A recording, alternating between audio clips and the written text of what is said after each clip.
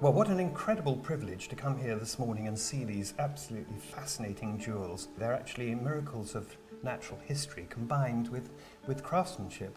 The emerald was carved around 1850 to 1900 in India. It was then later used in this extraordinary design, way ahead of its time. Well, it's almost an explosion of this emerald, isn't it? It's bursting out with sapphires and diamonds to draw your attention into the jewel, but a much softer, sort of lunar look for these natural pearls which are strung on wires. But there's a secret about this emerald. It's carved in India, but it comes from somewhere else, doesn't it? It actually comes from Colombia.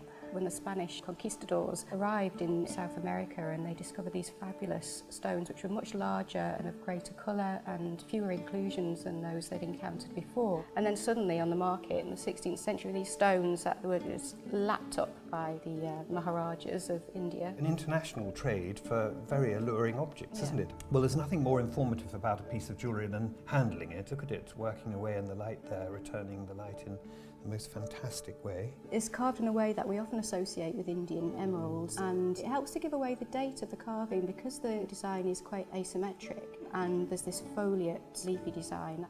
And here we can see a vase from which are emanating a scroll of flowers. It is a peacock feather in some regard, isn't it? With radiating bars of diamonds and cabochon sapphires at the top, and rows of real pearls, oriental pearls. This is an aigrette, isn't it? We know it was once worn on the forehead with black feathers, but actually, if we look at the back,